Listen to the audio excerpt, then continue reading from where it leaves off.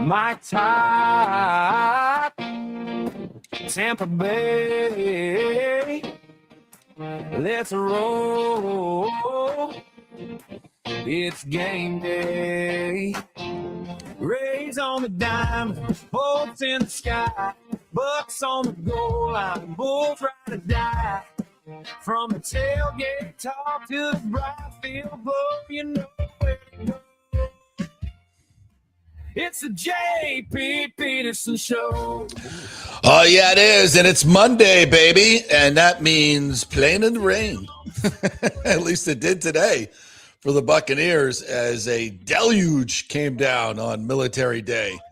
I was like, all right, let's get the amphibious units out here and let's move this thing into the indoor facility.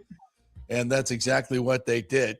Welcome into the show. Thank you guys so much for joining us, whether you're on X, on Facebook, on YouTube, wherever you may be joining us. Thank you very much. Good morning to you, IndyCar Tim. How are you, my friend?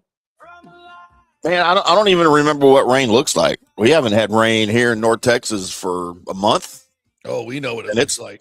And it's been 100 degrees plus now for about 13 days straight. So retention ponds are now full, so we are good to go here in Florida. So we are good to go. We are good to go out there at Buccaneers camp. We got lots to get to today. Alex Anzalone talked today. I thought he was really good, so we're going to bring you most of that. Ruben Bain and his 50 family members were there again today at camp. Man, so he was really entertaining. We'll bring that to you. Kate Otten also spoke after practice today. Three good interviews. We will be bringing you pieces of all of them in our first hour and our second hour as well. Orestes Destrade will be joining us at 12:30 to dig down on this Freddy Peralta trade, and hopefully by then we'll have something else to talk about. Because I believe, Timmy, the Rays are not done. But if they are done and they don't add any bats to this anemic lineup, I will be in here tomorrow hot. Well, I will tell you this. Yes, sir. If there is anybody on this Texas Rangers roster you would like to have, literally anyone, including Jacob deGrom, Nathan Eovaldi, if you want some more pitching. Hitters. We need hitters. Wyatt Langford. Come get Wyatt Langford. Come get Evan Carter. Come get Jock Peterson. I don't care. Hey, Peterson. We need to add a Peterson. Absolutely. Everybody is on the freaking available now after 5 straight losses. We went into the Astros series after the Rays series, and of course they bumped Eovaldi from the start in Tampa because they wanted to set up their top 3 pitchers because we needed to win the freaking series. Really, we needed a sweep to have the tie. Now they got swept by the Astros. They've now lost 2. Tough weekend for Rangers fans, and now that just means that everybody's available now. So come get anybody you want on this roster, JP. Well, some of those hitters sound juicy. The good news is Luis Arias has gone to the Phillies. I didn't want him. We talked a lot about him. Big O was like, good hitter, but he doesn't have the power that we're looking for. We need power. We need power in this lineup because it has been to go 6-3 on the homestand. I think, Timmy, they only scored 14 runs. It was brutal, absolutely brutal. I mean, they won 2 games 1-0. This offense is stagnant, and this is regular season. Imagine getting to the postseason where the 3 starters you face are all going to be number 1 starters for the most part. By the time all these teams get done adding their pitching and get healthy, you're going to see 3 really good arms coming at you in your A-list bullpen. And the Rays can't score runs against, like normal guys. So that's not going to fly in the postseason. They've got to get a couple of big bats. Mm-hmm. Second base and catcher Liam Hicks from the Marlins is on the watch, but you don't believe, everybody had their eyes going to Tampa Bay, which I didn't think that was going to happen. I didn't think it was a good fit, but everybody had that. All of the baseball insiders who never have to actually answer for what happens after the deadline when they've been talking about it for a month that Arias was coming here. And it never seemed like a good fit to me anyway. So we shall see. So we'll talk a little bit about the Freddy Peralta pickup, which I think is a really good one. I'm very interested to see what Kyle Snyder can do with this guy, because since coming to the Mets, he's not that guy. He's not that guy. So, all right, we're going to get into all that. So we got the interviews coming your way. I'm going to give you highlights of what happened at Bucs camp today. There was some really good stuff out there we got to get to. And then we'll hit Rays hard with Big O. We'll come back with some more Bucs in the second hour. So stay tuned for all that. But I want to start with the Rays, and because I want to save the Bucs for just a little bit. So the weekend was what it was. Yesterday was kind of a weird game. You get off to a bad start with 2, maybe 3 bad plays in the first inning. Valade just absolutely butchers a routine ground ball at second base to get the leadoff guy on. And then Aranda lets one get by him by the bag. Kind of a tough play, but he probably should have made it. And then Jax has a chance to get out of the inning, and he fumbles the bunt back to him, or the dribbler that's hit back to him, and they get a run. And actually got 2 runs out of that deal. And that was a bad start. This is a bad start. And they had 9 hits on the day, but twice bases are loaded. Williamson can't get them in. Williamson had another brain fart on a double steal where he doesn't get either the guy stealing or the guy going home. It was just bad baseball yesterday, and they lost 9-1, and they lose the series to the White Sox, first place team. But, their pitching just shut down the Rays offense for the most part. And that's got to be addressed. And just, we've said this for a couple weeks now, but I think it just bears repeating, Timmy. The American League is just mediocre. It's mediocre. It's bad. I think it's bad. It's worse. It could be bad. Yeah, I mean, bad. Yeah. It's as bad as I've ever seen it. You're 19 games over 500. I mean, you're playing good baseball. It doesn't, I look at this team and I still don't see 19 games over 500, but whatever. That's, you play the games and win the games. It is what it is. So you've got this opportunity to go to the postseason. You're going to, unless you completely shit the bed, you're going to the postseason, but you have an opportunity to get to the World Series. Now, nobody's beating the Dodgers, but you never know. I mean, guys get injured, it's baseball. You might be able to just get to the World Series, go deep into the playoffs. And in order to do that, you had to add a starter, which you did in Peralta. We'll talk about him in a second. But the bats have got to be added. And you added $2.4 million in payroll with Peralta. Liam Hicks going to cost you a little bit. If there's never been a better opportunity. I think, in talking to Babby and having Carlson on the show last week, and I've had a dialogue with Carlson continuing. He's trying to find a way to get this deal done, and I'm never been more confident it's going to get done. In one way or another, it's going to get done. So with that as a backdrop, and I'm not saying it's all about money, because it's not. It's more about giving up prospects, but prospects equal money. And they always have here. Keeping your prospects and bringing them up to play good baseball makes you play meaningful games in September, which was always Stu's way of saying, I'm going to keep the payroll low. We're going to win regular season games because we're going to give away our good players and get really good prospects back, young minor leaguers who can play, and we'll win games. Now, postseason comes, we won't do shit, but I'm going to stuff a ton of money in my pocket, a ton of money, which he did. One of the lowest percentage teams in baseball. Don't forget the Dodgers spent 73% of their payroll on 73% of their revenue on payroll. Their just revenues are through the freaking roof because of their local TV deal, which they don't have to share due to a bankruptcy a filing that they had, and they gave them a special deal, which I don't know why that deal didn't have an end date, because it should have ended by now. But so the Dodgers do what they do, but the Rays and many others have done what they do for a long time, which is stuff money in their pocket from a percentage-wise, not spending money on players. Now, hopefully those days are over, and you can add some payroll here for these hitters, but it's the prospects. You can give away more prospects now because you don't have to necessarily hold them to prop up your team for the next 5 years and make a lot of money with young players. There's pretty good chance that you're going to get to a salary floor, which is going to have to be $160, $170 million. So the Rays are going to have to dramatically increase their payroll anyway. So you don't need these prospects as much as you once did. And Neander, obviously has run this a certain way for a long time. But hopefully he understands this. I think he does. And you don't just make deals to make deals, but Jesus Christ. I mean, the deficiencies are obvious. I mean, this offense needs help dramatically. And you've got great pitching and great defense. So you got to thread the needle a little bit. You don't want to get two guys that can hack, but, are complete butchers in the field.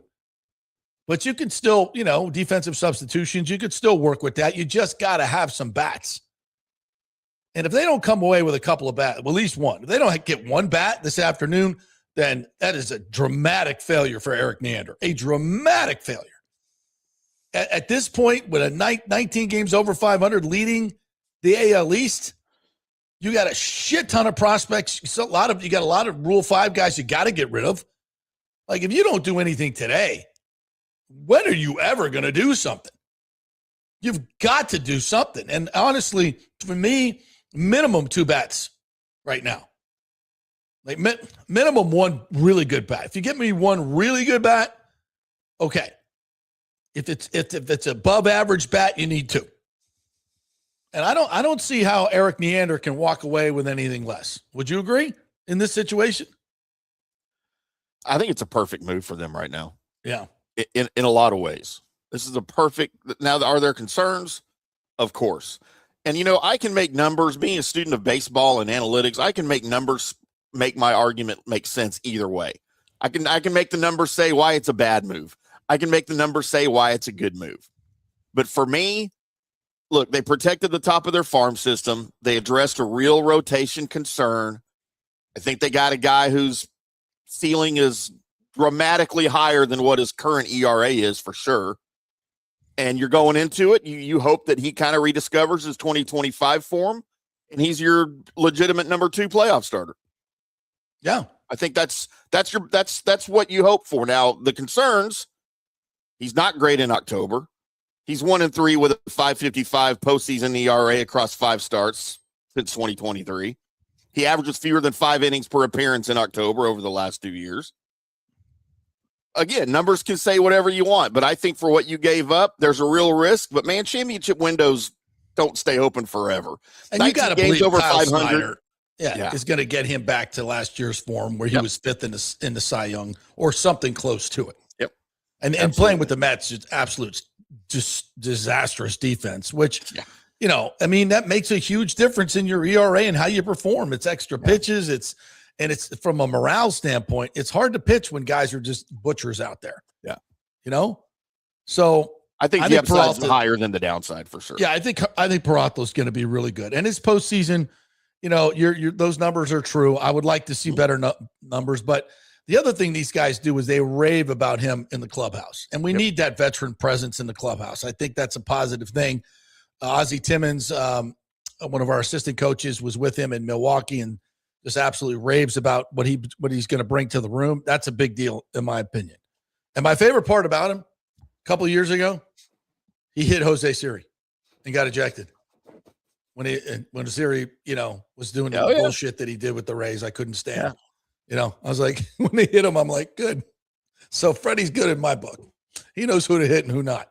So I love that move, but there's got to be more. There's got to be more. And this just in, Adley Rutschman has gone to the Red Sox. Did I see that correctly? Someone put it in the chat. See this, it's even worse when you lose lose a guy that you want to a team that's chasing you. Yeah. If I tell you what, if the Red Sox give up Pooh Shiesty for Adley Rutschman, and it's a low deal, that's the other thing. If we see good players that would be good fits here going to other organizations for not a whole hell of a lot, that's going to really piss me off. That's going to really, really piss me off. Because Neander has the ammunition. There is no reason for him not to pull the trigger on a deal. I understand, and he's got to understand that this is a new world that he's living in, and I know he does. He's a lot smarter than me. But it's, old habits die hard, he's going to be looking at that sheet, and he normally fleeces everybody. He's going to, A fair deal is a fair deal. And this is, and the situation absolutely 100% demands it. Demands it. Because if you don't, you're going to catch some shit here locally. You know, certainly from this desk. And, you know, I know this is Cake Media Central, Tampa Bay. But for whatever we have, whatever guns we have are going to be loaded and fired. And certainly mine.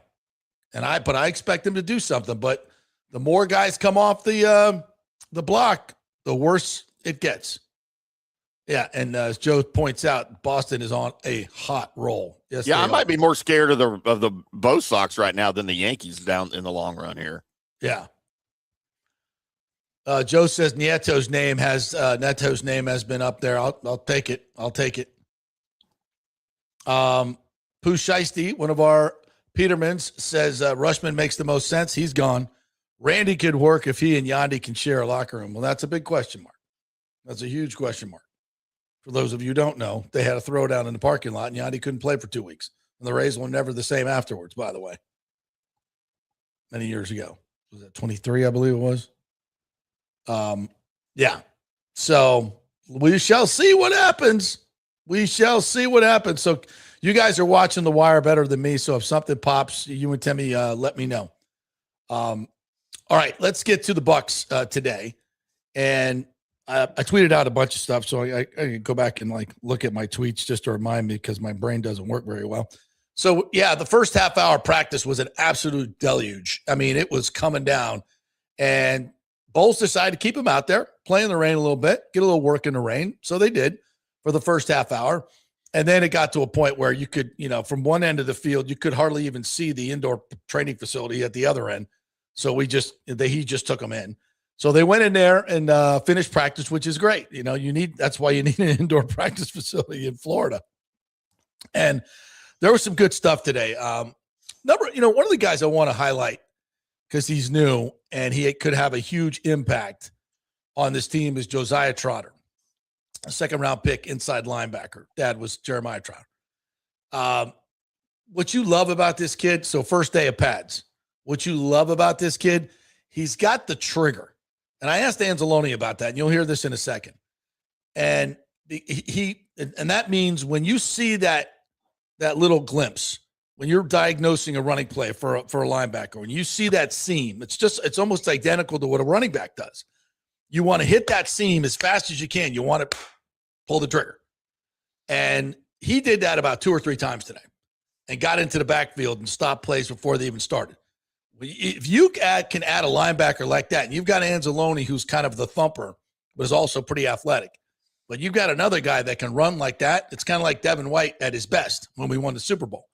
That guy is a pain in your ass because he will blow up every running play.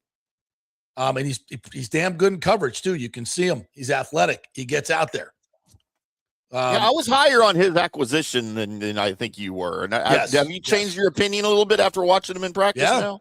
Yeah, I mean, we got to wait to see the games because that's truly the test of, what your instincts are. But the early returns are good. And I asked Bowles about him today, and he's like, yeah, that's evident. That's evident. We really like what we see in that department. So I think Trotter had a really, really good day. I always talk a lot about Baker because I love Baker. Baker ran a 2-minute drill today like it was nothing. And he made 2 throws, one to Godwin. That corner route that he's got with Godwin is fucking unstoppable. He is so good at making that throw before Godwin makes his final cut. It's kind of Godwin from the slot goes up, bends it in a little bit and then hits the outside. And as soon as he makes that outside cut, Baker's got it going. He knows exactly where Godwin's going, and it ends up going right between 3 defenders. And it's unstoppable when your timing is that good and the route is that good. And those two working together, chef's kiss. And then he did the same thing to Cam Johnson, who was getting some run on the outside. Another great throw on the other side. So they just went and did a couple of Kate Otten and Godwin other catches mixed in. Minute 3 on the clock, down 1. They go right down the field to get the winning field goal. Very, very well done.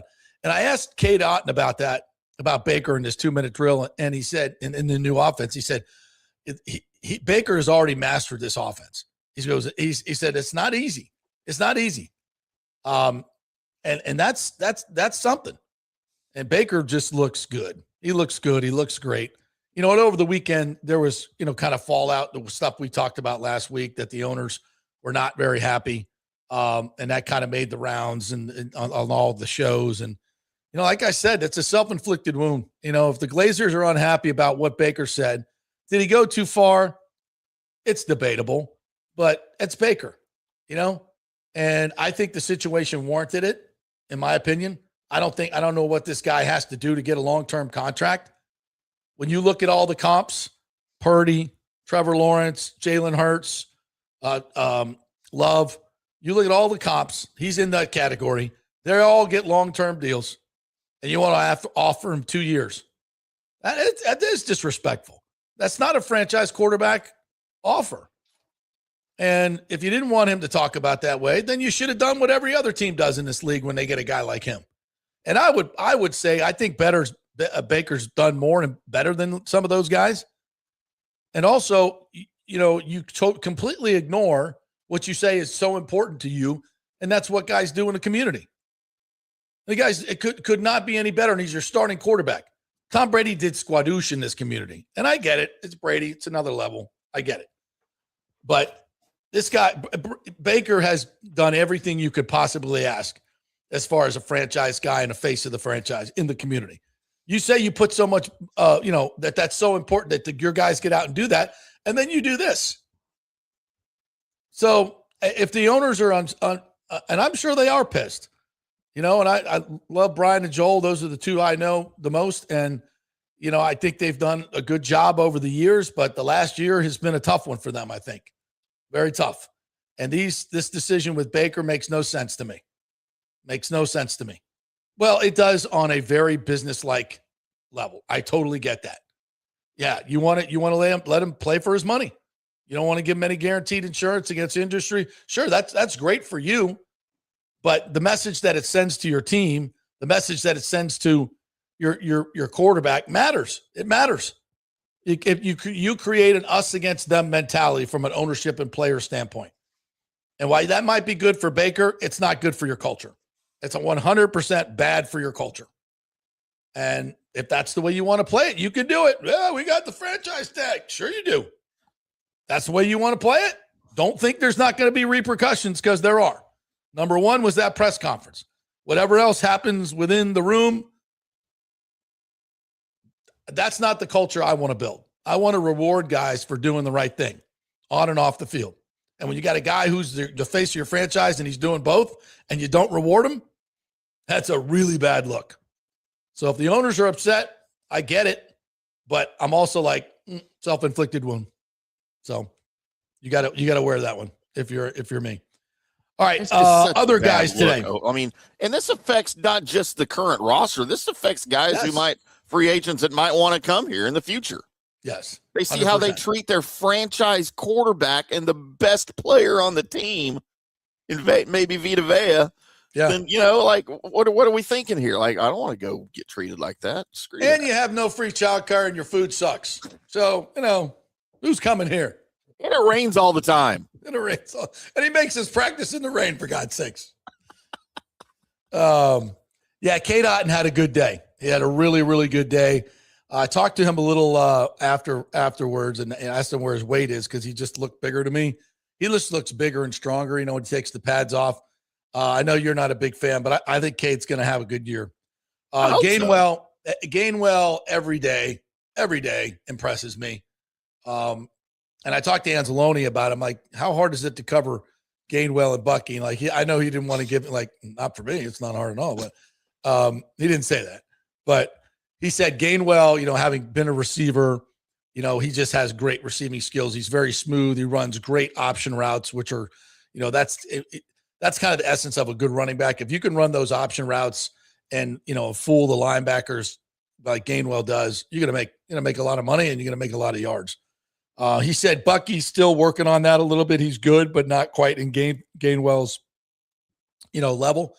And Gainwell just took a screen pass, and his, from where he catches the ball to get to his transition to get running. And then he's got a burst that is just special. Bauer Sharp, the tight end we drafted in the seventh round, I believe it was. This guy just keeps flashing, man. He just runs great routes, and he's very athletic. He did a little crosser today, and it was kind of a high throw. He went up and snatched it and just ran away from some guys. Hey, a white tight end, he can run. He can run. Let's see, other guys. Yaya shows up every freaking day, man, in the backfield. The first couple plays they ran in pads, 2 pre-snap penalties, so a little rusty in the pads. And then Yaya and Bain just absolutely blew up a sweep, and both of those guys living in the backfield. Bucky took a pass in the flat, and I look up and it's number 8, Servassier covering him. 10 yards away from him. I was just like, dude, you're so bad. Already. You're so bad. But made Bucky look good. It's August 3rd. Yeah. Tyke Smith, 23. You see him everywhere. He's having a really, really good camp. Cam Johnson is, he's battling for that number 6 wide receiver spot. He keeps flashing. No question about it. He keeps flashing. So, no worse again today. No to Vita Vea. That back injury for Vita is just, he can't even make it out to practice now. That's too much. Especially in the rain, it's going to tighten up and stuff on him. Yeah, you never know. It can tighten up. You have, because you got, could be muscular. Could be a slip disc, could be a contact problem. You never know with those backs. Let's just play it safe. You got to play it safe. I just hope to God that they're working on the contract. Just get it done. I mean, I just can't imagine. Then the difference between giving Baker a long-term deal and giving yourself a lot more flexibility in the salary cap, they can franchise him. It'll cost them, it'll cost them flexibility in the salary cap, which keeps you from adding other players. The right way to do it is to pay him. Give him a 3-year, $170 million guaranteed contract. 4th year, 4-year, 170 guaranteed, 50 a year. That's what these other guys are getting. Actually, they're getting more, but I think Baker would take that. Right. You just got to up the guaranteed money. And the fact they're not doing that is just troublesome.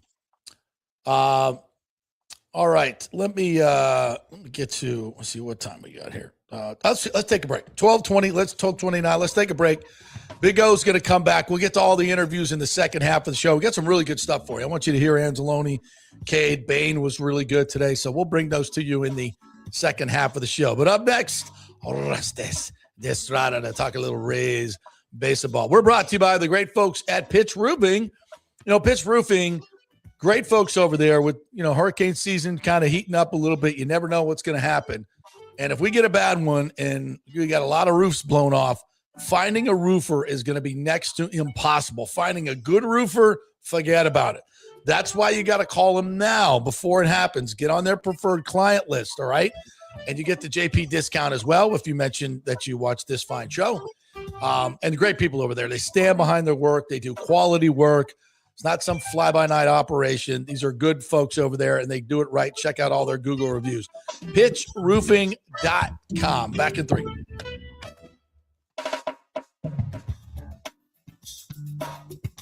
Pitch Roofing believes giving back is part of doing business the right way. That's why they proudly offer exclusive discounts to those who gave the most to our communities, including veterans, first responders, seniors, and teachers.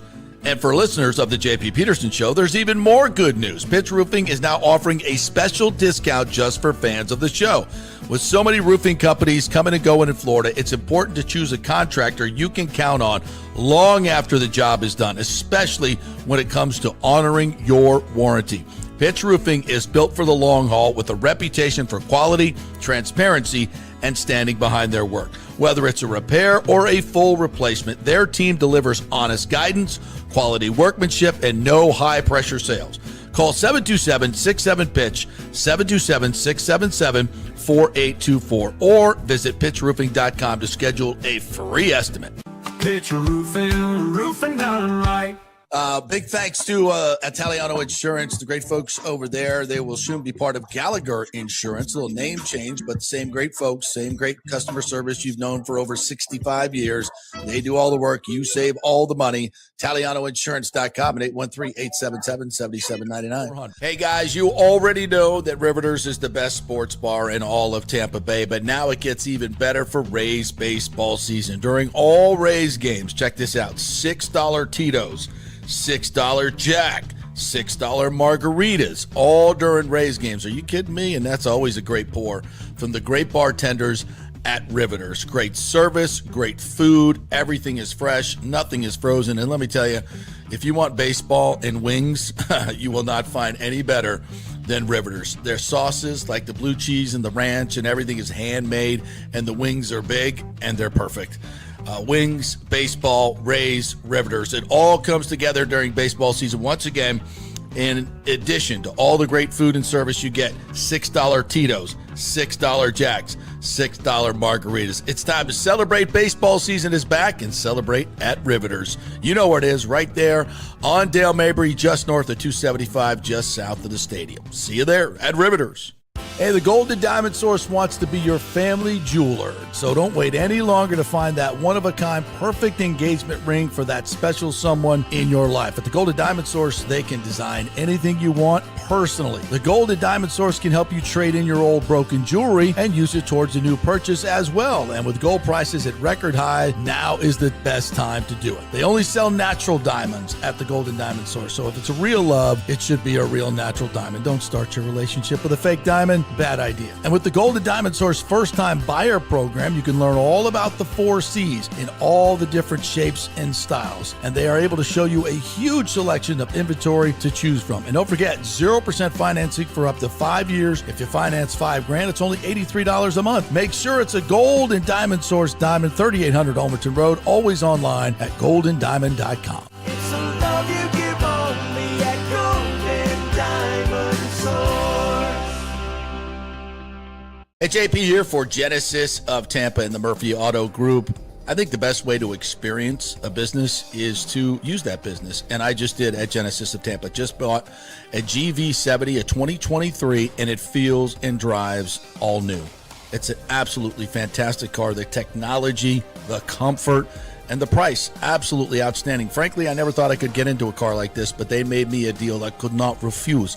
And I also get the VIP service where you can just drive right up, their pit stop service. They'll top off all the fluids, make sure your air in your tires is good, new wipers if you want them. If you need extended service, they will come to you, bring you a courtesy car, and then bring your car back. What more do you want? The experience was just VIP all the way. And you can get that at Genesis of Tampa. And don't forget, you can get extended warranty, which I did. So I have worry-free miles up to 100,000, and all they do is just take it in. Actually, I don't have to take it in. They come to me. It's perfect. It's Genesis of Tampa right there, 801 East Bears Avenue, right off of 275. Go see them and tell them JP sent you. Let's go. Right now, back to the show on FanStream Sports. Joe Adell's been traded, so he's gone. That's not good. He goes to Cleveland for Jacob Cozart, one of their catchers, back to the Angels. Okay. We're tracking every trade. Big O's on deck. Going to bring him here in just a second while I tell you about the great folks at Genesis of Tampa. Genesis of Tampa, part of the Murphy Auto Group. Great folks over there. Big O and I were just at a community event the other day for school supplies, bringing in school supplies for all the kids. So always doing stuff in the community, and they sell great cars at a great price. They're making deals at Genesis Tampa. I did one, and they gave me $11,000 for my car that was worth about $8,000. So they're doing deals, and it's great cars that they're selling. The Genesis product is top notch for me in terms of luxury and value and performance. None better. Genesis of Tampa, 801 East Bears Avenue. All right, let's bring in the Big O, Orestes de Estrade, who will be doing the Big O show tomorrow. Yes, the Big Brown Cuban. What's up, brother? The Big Brown Cuban is here, buddy. Listen, it's trade day. It's been trade weekend, and Weird. Are you there? Yeah, I'm listening, Okay. man. I'm watching all Weird. these people go off the board and not the Finally, because it really kind of been a weird.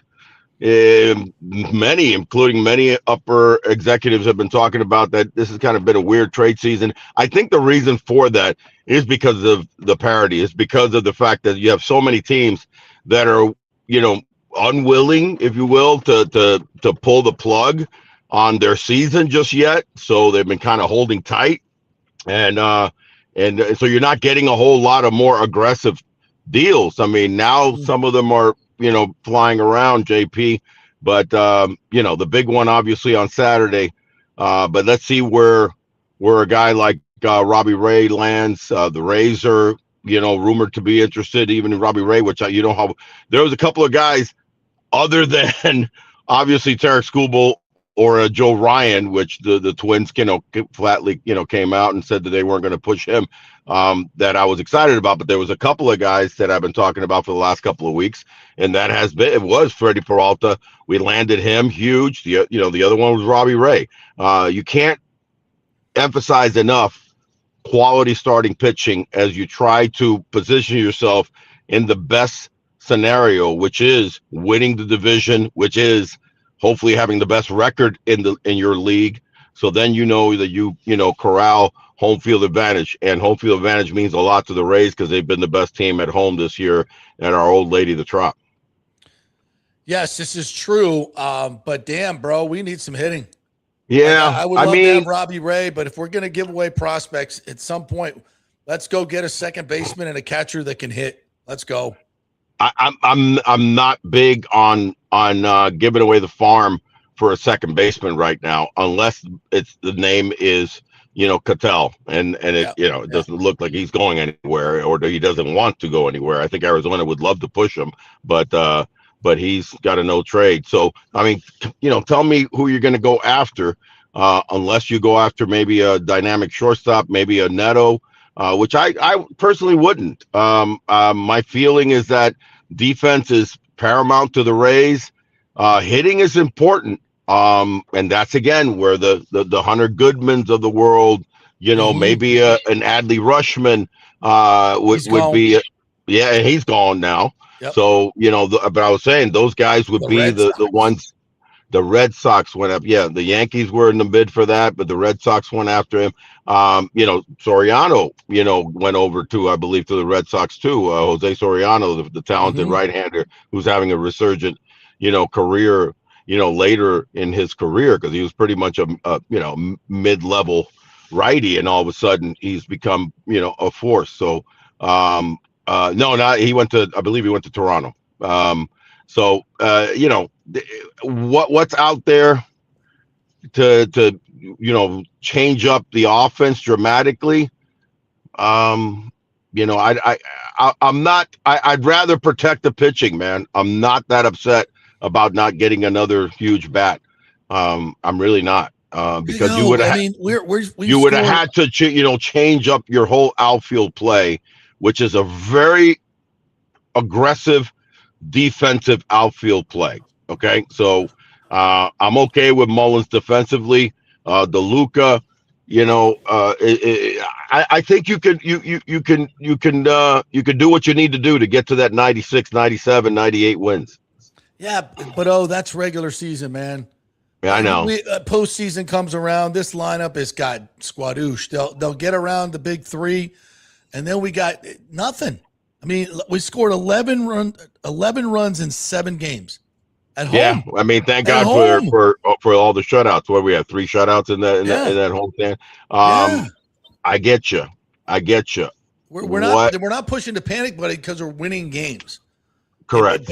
But 11 runs in 7 games ain't gonna get, and that's regular season. And I'm not saying we just had the aces galore that just came through here. I mean, they're good pitchers, but they're not great pitchers. 11 runs in 7 games, should be a 5-alarm fire. And I just said this about Neander. Look, you're 19 games over 500. You can't protect all the prospects you have, because you're going to have to go to 150, 160 million payroll anyway. the days of holding on to these prospects because you got to have them to play and win you regular season games to keep the payroll low so your owner makes a shit ton of money, those days are over. You have got to get rid of some of these prospects, and what better time than now? The American League is mediocre. You have the opportunity of a lifetime. You're getting your stadium deal. I mean, if not now, when? About the only two where we just mentioned that made total sense because you take care of not one but two of your shortcomings on a day-to-day, not in pitching, but on the offensive, would have been Adley Rutschman, would be, Hunter Goodman. Yeah. Tell me what else out there, Joe Adell, as big a fan as I've been of Joe Adell, as the season has progressed, if you would have, picked up Joe Adell in the offseason, I'd be all for it. But as the season has progressed, the season that give up a couple of big, farm boy for Randy Arozarena, and I'm gonna tell you right now, and he's having a really good season, one of his better seasons, because you know what? That's a talented catcher. So I don't think so. Maybe you've got, less than 6 hours left for that deal. I would love that.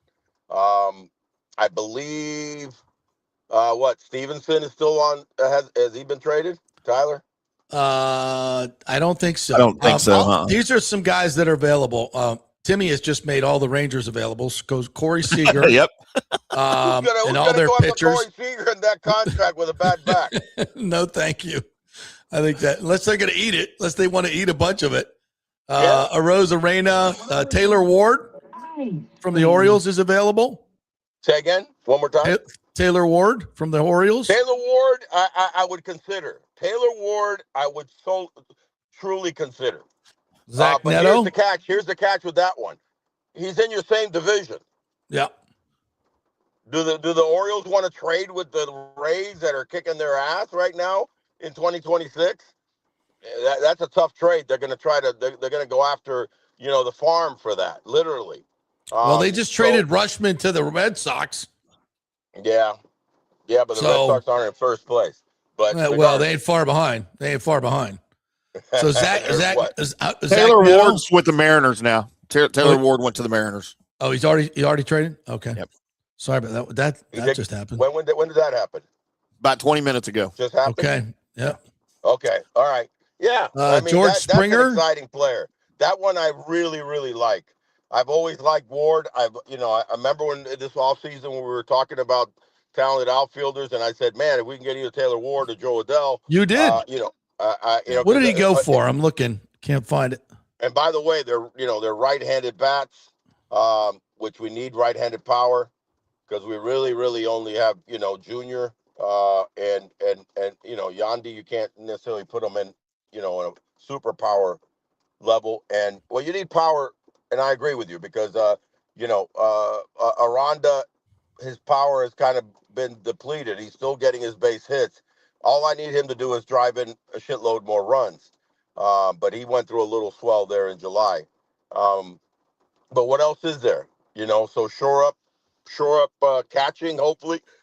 I tell you what's still out there, brother. And that's, you mentioned it, Hunter Goodman.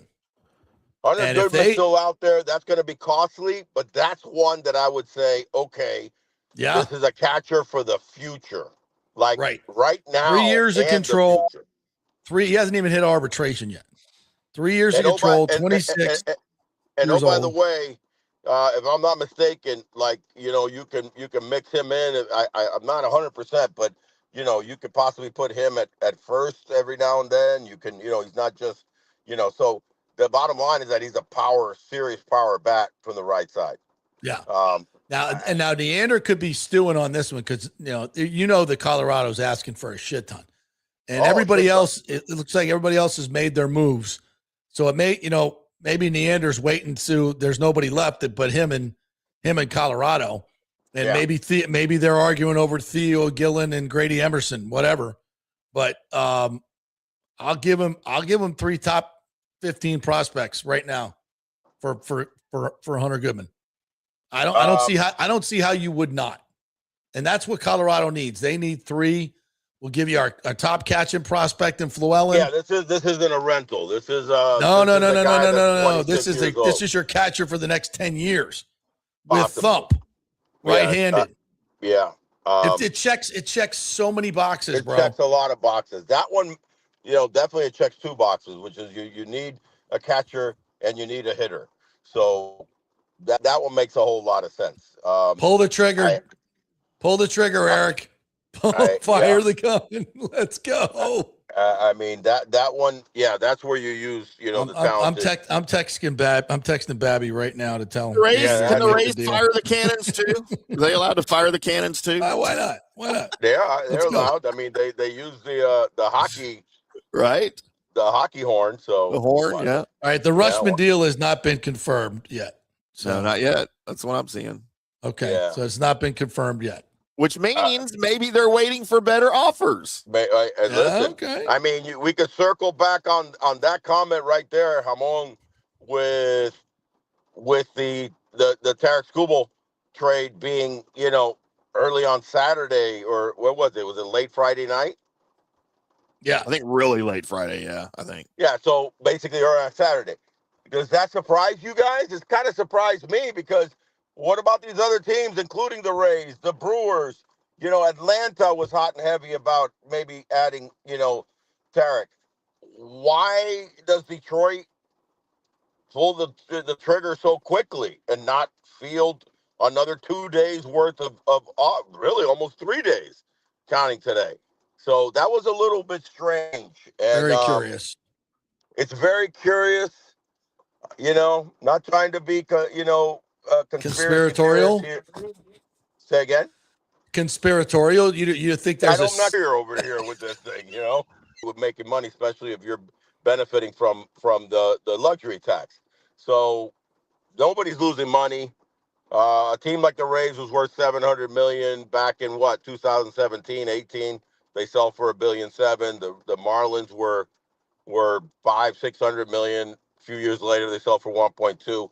So there's no doubt that the competitive balance as far as what they're making and what teams are worth, there's a pretty good balance there. What there isn't is no doubt on paper, the competitive balance is true. The MLB is the worst competitive balance of any, professional team worldwide. By far.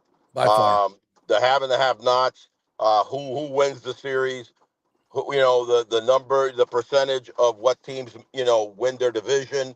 It's that, 5 to 10 top paying teams. So that needs to be addressed. But can it be addressed by creating a floor but still keeping the luxury tax?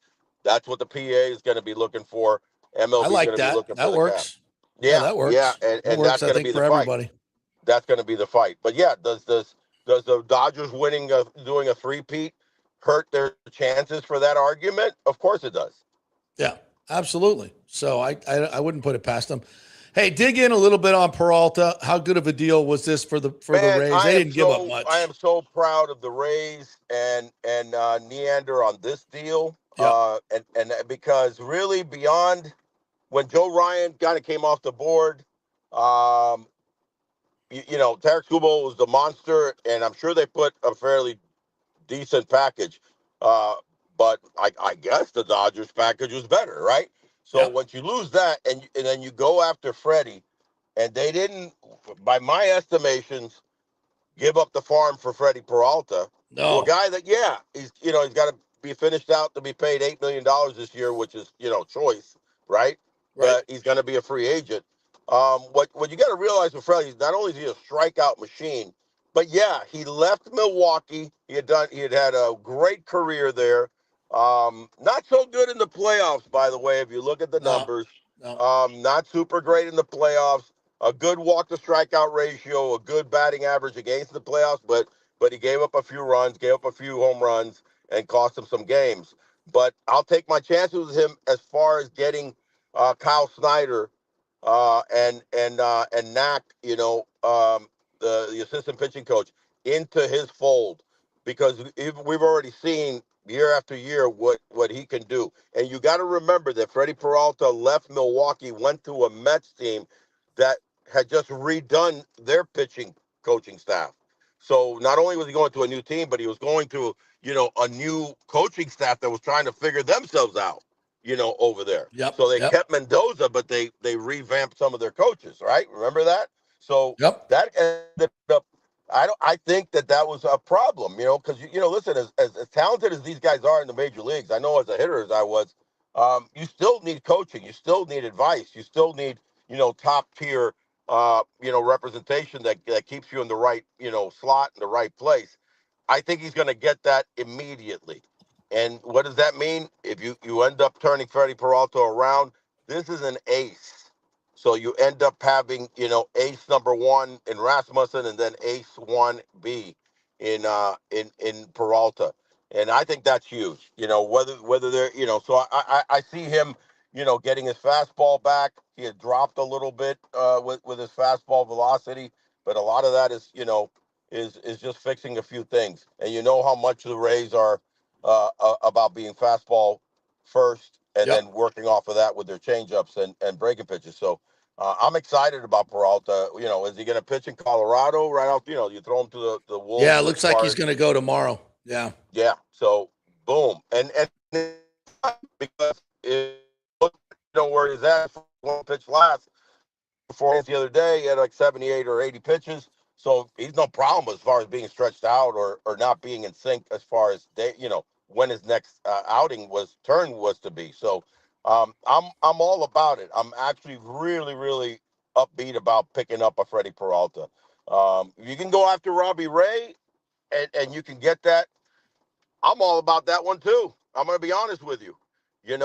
Listen, you go to a World Series against the Dodgers, you got to match up.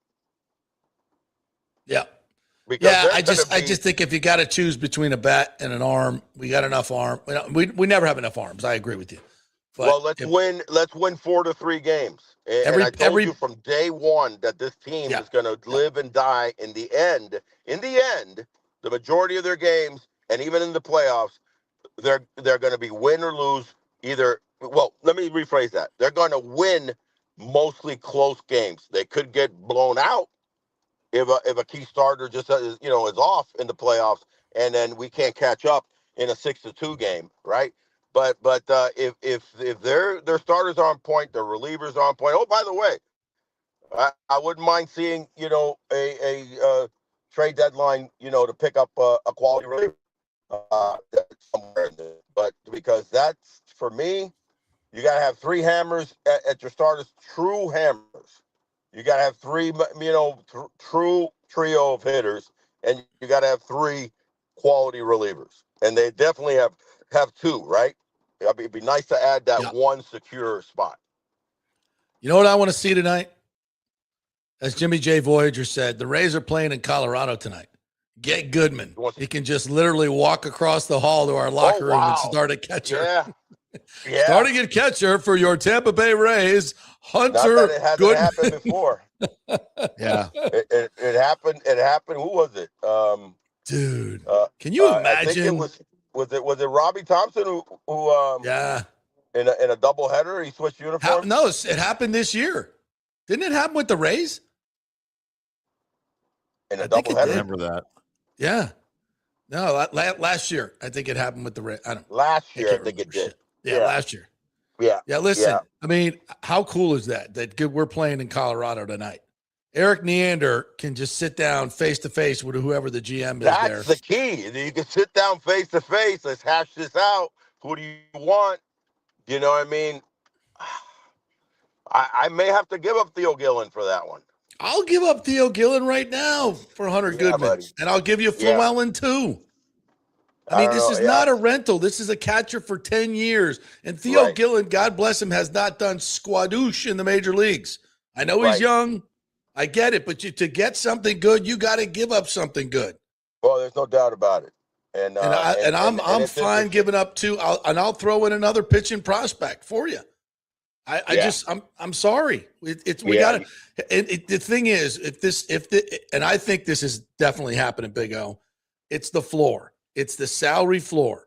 The floor is happening. There's no doubt. The floor is happening, and so when that does, you got to have players that you can pay, and they're worth it. Goodman fits that. He's still got 3 years of arbitration with him, but the key is you're going to have to go pay pitchers, and that what does that do? That takes away slots for prospects to come up and play.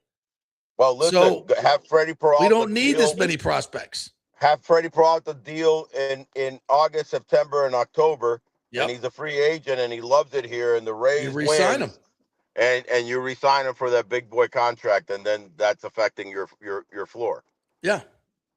So they may be thinking that way. With an eye towards the future, I give up my best prospects for a catcher who's going to be here for 10 years and hit with power and is above average defensively. Yes, sir. Yeah.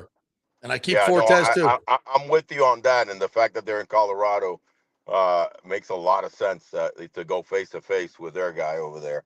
That's an interesting take. It really because there's one team that has been rumored to be in on a lot of people, and that's the Rays with the best farm system, second, third best farm system in the game, and they have yet to really give up any great prospects because Peralta, Aiden Smith was number 15. Yeah, Petrie and Gil Hall were late 20s, early 30s. Yeah, like 27 or something like that. Yeah. So we got plenty of those guys. That was a super trade.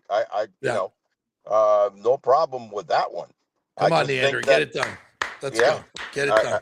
That would be that would be saying a whole heck of a lot to where you're really going, not only for this season, but for the future endeavor, because there's no doubt that it's not guaranteed you're going to keep Freddy Peralta. His agent's going to want to chomp at the bit and go after the best, the Yankees or whomever wants to go, especially if he deals. If he deals, he's going to be frontlining. You look at a team like Philadelphia right now that is just they're. I tell you what, there's another big Philadelphia deal looming somewhere.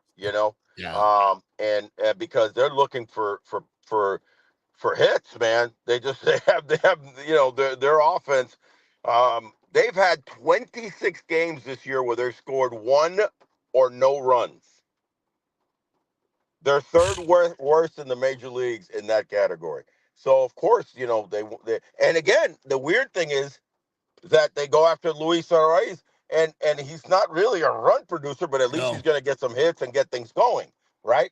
Yeah. But my gosh, with JT Realmuto struggling, Bohm struggling, Stott, struggling, their shortstop struggling, and even their superstar, has had, a rough last month in Harper. So he even said that he'd be willing to put, to move it over to the outfield in order to slide Bohm over to first base and move Stott to third. Yeah. But that tells me that they're probably maybe even going to try to move Stott or Bohm and try to get somebody of worth or power to maybe come in at third base. I don't know who that would be, but teams are jockeying. The big thing that I will say, so many teams don't feel like they're completely out of it, and they're not. I mean, look at the Tigers. The Tigers are one series away from being in first place. They could sweep somebody, and Chicago gets swept, and all of a sudden, they're right there. Yeah. So it's a crazy, crazy year, and that's affected this deadline quite a bit. All right, partner. We will see you tomorrow for a Big O show when we break down the Hunter Goodman for Theo Gillen and Llewellyn and et al. Trade. Hopefully, and he hits his first home run. To see in Colorado, by the way, you know what I'd like to see? Take advantage of the mile high, and let's see if with some big flies can some start, bombs. Let's see if we can get some bombs. We had them on the road trip, and we had them a couple of weeks ago that they were hitting home runs in bunches, and it wasn't all the tremendous trio. So let's see if the bats can get going again and take advantage of that that situation over there with the light air and hit some jacks and help this pitching staff that has just been pitching lights out. Hunter Goodman hits a walk-off home run tonight. Well, I guess he can't hit a walk-off if he's playing for the Rays. No, he can hit a walk-off, and then they announce the trade. He walks off. He high-fives the Rockies and walks right over to the Rays. That's fine, too. That's fine. He can hit game winner for the Rays tonight. He could hit that, so we'll see. All right, partner, we'll see you tomorrow. All right, Thanks, buddy. All right, guys. All right, we'll take a quick break. When we come back, I got Alex Anzalone, I got Ruben Bain, I got Kate Otten, and I got Todd Bowles. But you're not going to hear any Todd Bowles because it's boring. So Shocking. But I'll tell you what he said. He did say some things there, but it was just not worth. All right. We're brought to you by the great folks at Italiano Insurance, soon to be AJ Gallagher Insurance. The name change is coming up, but you're still going to get the same great customer service, that same great local flavor that you've always got for 60 years from Italiano Insurance. They do all the work. You save all the money. So if you want to shop around your auto insurance, your homeowner's insurance, especially, there's some new companies coming in. They've got new companies that they represent now that they're part of AJ Gallagher. So it saves you even more money. So if you haven't done it in a while, now's a great time to do that insurance checkup. Let Italiano price all your insurance and see how much they can save you. Could be hundreds, could be thousands. You never know. Why wait? 813-877-7799. Back in 3. Well, the folks at Third Generation Plumbing and AC want to say thanks for making them so dadgum busy. Of course, advertising on your favorite Tampa Bay sports talk show helps, but it's their incredible customer service, honesty, and integrity that have earned them tons of 5-star reviews. And now you could be part of the team at Third Generation. Yes, they are so slammed, they need to hire more certified AC technicians and plumbers. It's a great family business to work for. My buddy John Rodriguez runs an old school family business since 1995. They pay well, give you all the holidays off, and they offer great benefits. No cold corporate atmosphere here. You're part of the family. If this sounds cool to you, call them and apply at 813-961-8024, or you can email your resume in at thirdgenerationplumbing.com. Just go to the website, you'll see the button, email them, or call them at 813-961-8024. And don't forget about the $169 yearly maintenance special. It's a no-brainer, guys. thirdgenerationplumbing.com, and they also do AC. Ciao, Paolo Tini here, owner of Caffè Paradiso, voted number 3 People's Choice Award on Open Table. I want to thank all our loyal family of customers that have been enjoying our great traditional Italian dishes we make from scratch every day. It's a great family story we're proud of. Our family moved from Rimini, Italy in 1984. My dad, Caesar, started Donatello, and that's where I got the start in the restaurant business. I started Caffè Paradiso on South McDill in 1995, and we've been there ever since. From our traditional ossobuco, a veal slow roast for 4 hours, to our daily fresh catch, the Gruppo Paradiso, with a piccata sauce and lobster claw meat, homemade pasta like lasagna, farfalle salchicha, which is a bow tie pasta homemade with fresh sausage. Hold on a minute, JP's favorite. I love it. So come and have a glass of wine with me on South McDill. Get a reservation on Open Table and see all our 5-star reviews. Ciao, see you soon at Paradiso. Sports fans, it's time to gear up. Head to fanstreamsports.com and check out our brand new merchandise store. We're talking bold t-shirts, 3/4 zips, hoodies, hats, mugs, and more. Everything you need to rep your favorite shows and your favorite crew. Whether you're rolling with the JP Peterson Show in Tampa Bay, From the Rough in Dallas, the Tim May Show featuring Clay Hall, or the Jeff Thidoff Show in Ohio, or any of our Fanstream Sports original programming, we've got the perfect look for game day and every day. So don't wait. fanstreamsports.com. Click merch and grab your gear now. Wear the stream, live the stream, fanstreamsports.com. Welcome to Kingmakers, home of the JP Peterson Show studio and Tampa's premier business networking and social club for members only. By day, it's an exclusive, vibrant co-working space with a stylish conference room, focus rooms, a full production studio, and an in-house marketing team. And by night, Kingmakers transforms into a sports-centric social hub with a full sports bar, golf simulator,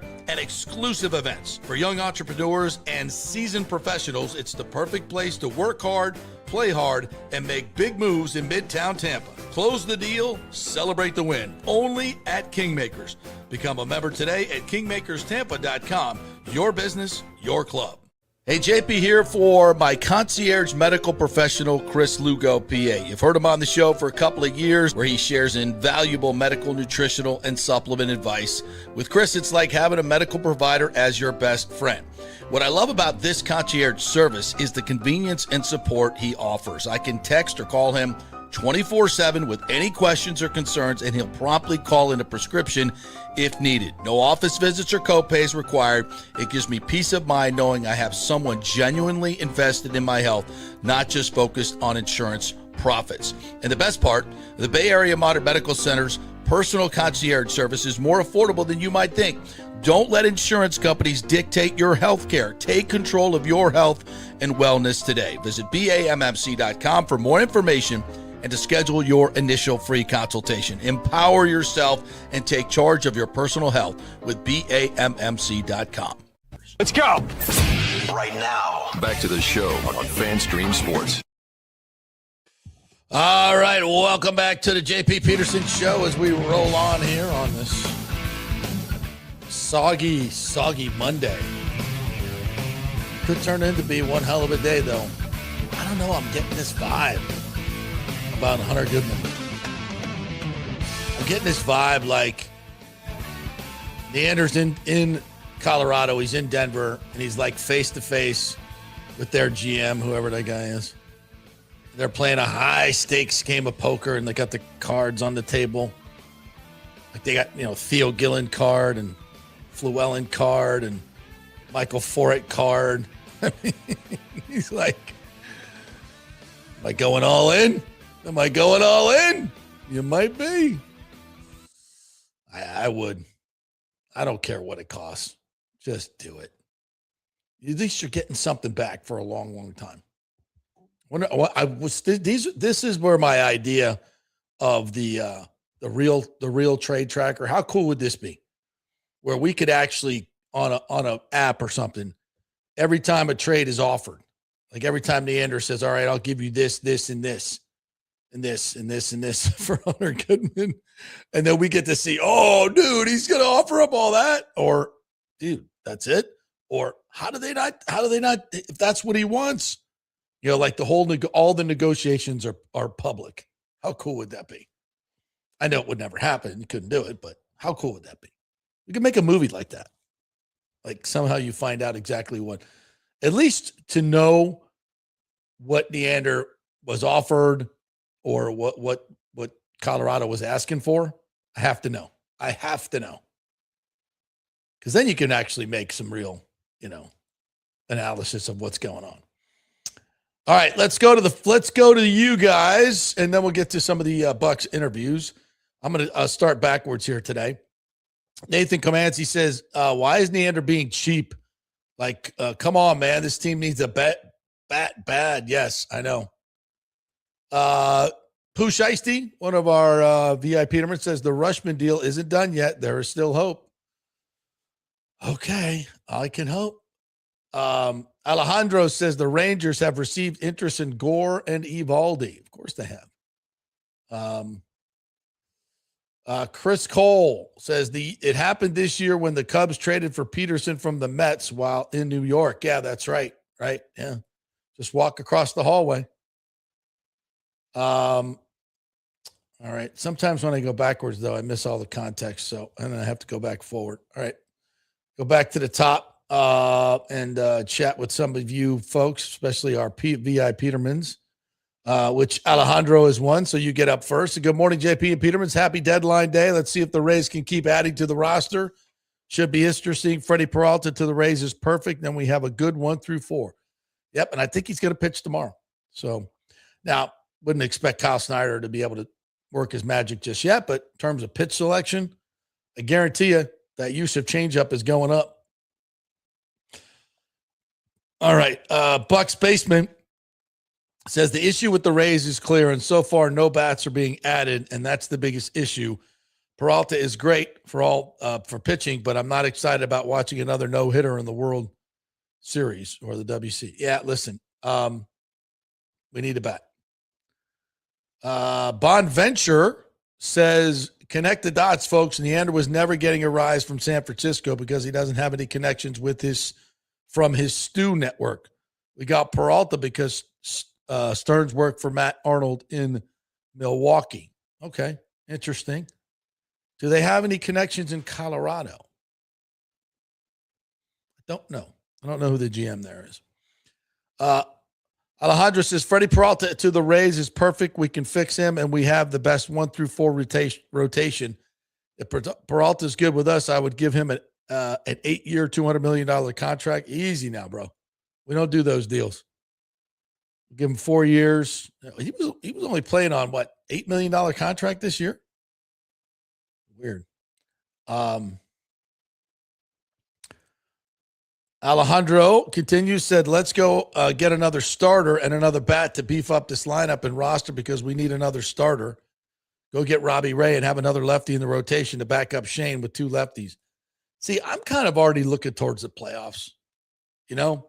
And I think if I had to make a choice between another arm and a bat, I'd go a bat.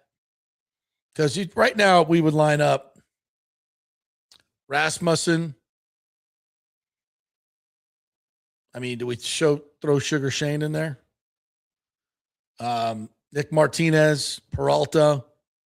If Shane doesn't come back, I think we're good. Got it. We got to get some offense. And it's not just like a little bit of offense. We need big offense. Like a guy that's hit, 32 home runs. Oh, Hunter Goodman.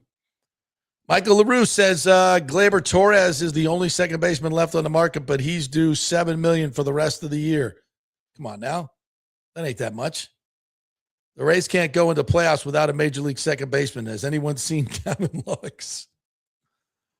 $7 million doesn't seem like a lot. I think this group would do it.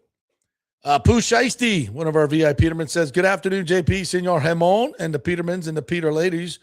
Who is ready for an MLB lockout next year? He says, Scooball to the Dodgers, dang near guaranteed lockout. It's an interesting concept because what Big O said is interesting. If you're the Tigers, why would you trade him so soon? And I'm not thinking, they got some stuff back, but I think they could have done a lot better. Maybe a couple of pallets of cash in the middle of the night arrived in Detroit as well. They know how to do that in the Dearborn up there. Orlando just released more stadium renderings, says Pooh Shiesty. Too bad they're not getting an MLB team. Orlando is a great city, but they can barely support the teams they currently have.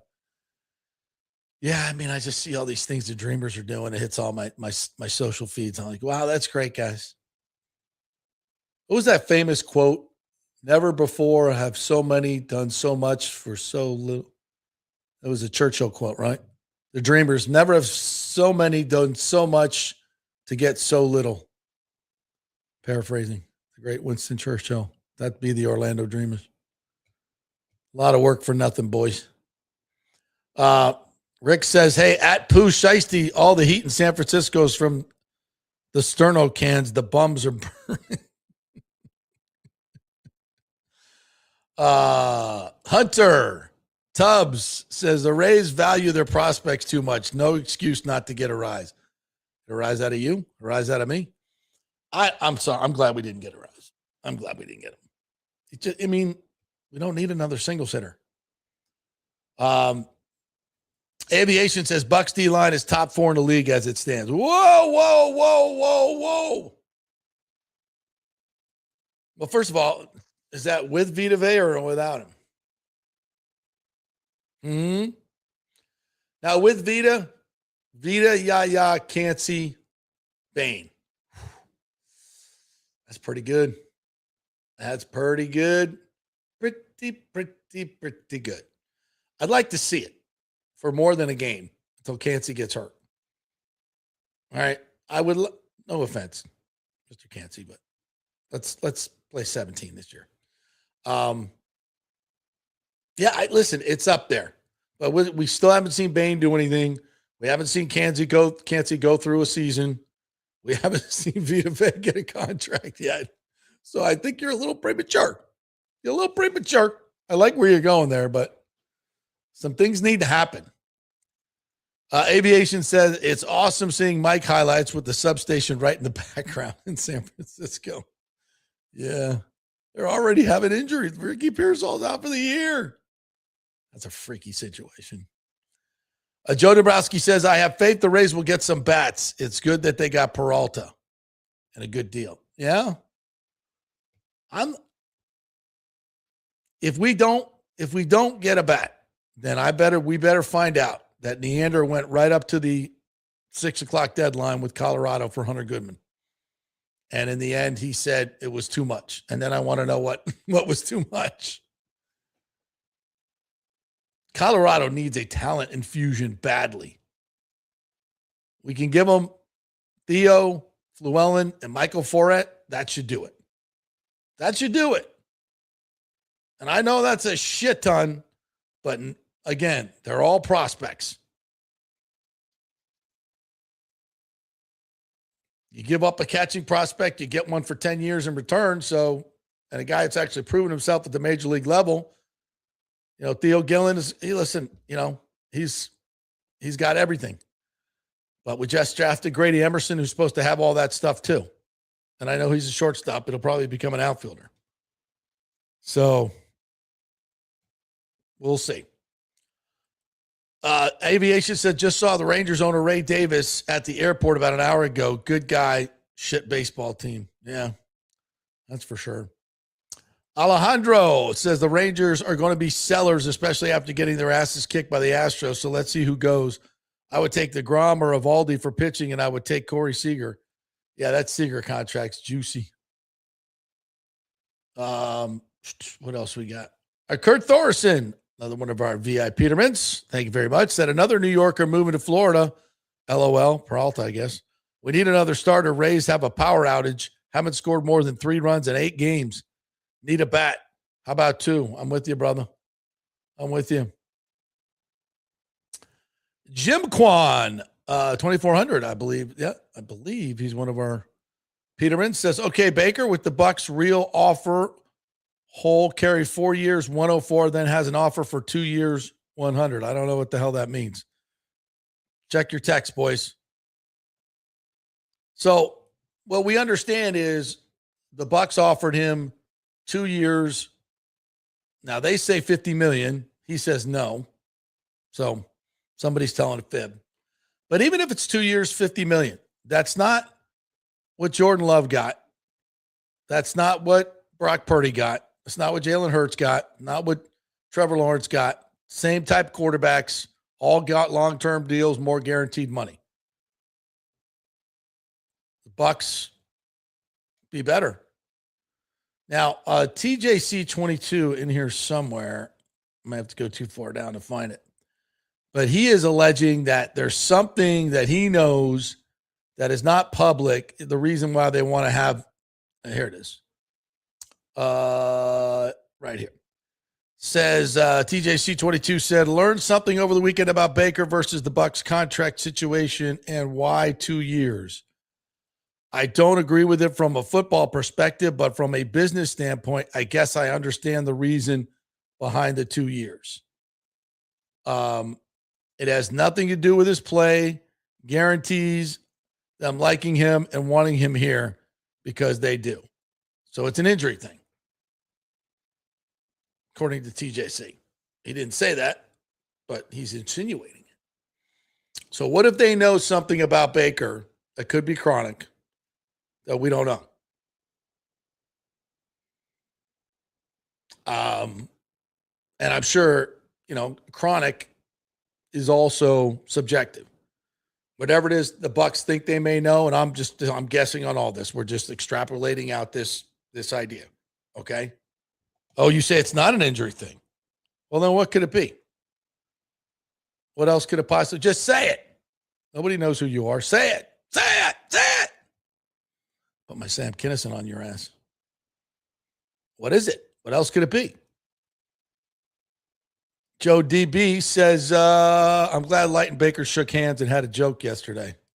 Yeah, I don't think the beef is with Jason Light. I think it's with the owners. Yeah. Kurt Thorson said, speaking of Devin White, Lions signed him to a 1-year contract. Bucs play at the Lions revenge game. Light said he regrets drafting him. Yeah. You think we're concerned about Devin White? He's got to learn the playbook in 2 months. Good luck with that. I'll play against him any day. Any good offensive coordinator will absolutely abuse him. Set him up for the goal line play. Score an easy touchdown or an easy first down. I've seen it a million times. So bring it on. No problem. Kurt Thorson says, how about attendance at the Rays games? Friday, 20,000. Saturday, 23.3. That was Faith Night, I believe. Sunday, 23.5. 2 straight weekends above 20K. No concert, no New York, Boston, just Rays baseball. Good marketing, competent ownership. Boom. I said, I don't know how many times I said this, but I said when this new ownership group comes in, you watch what happens to attendance. Number one, Stu never marketed the team because he didn't want people showing up. He wanted to cry poor and get all his revenue sharing money. That's guaranteed money. Marketing and helping people come, but they weren't going to come because people hated the owner. They didn't want to put money in his pockets. I was one of them. Now look at this turnaround. And now your attendance is up, what, 20, 25%? Now you're going to bring up to the middle of the market where you're going to have a beautiful entertainment village around it and a state-of-the-art, iconic, aspirational stadium that people want to go to. Future's bright, especially with Hunter Goodman behind the plate. Do it, Neander! Pull the trigger! Stop dicking around. St. P. Pat said it does take 2 to tango when it comes to a deal. That's right. I just can't see. I mean, I guess Colorado could ask for more, but that should get the deal done. Joseph Abreu says, got to grab Glaber and an outfielder. I'll take that. Hell yeah.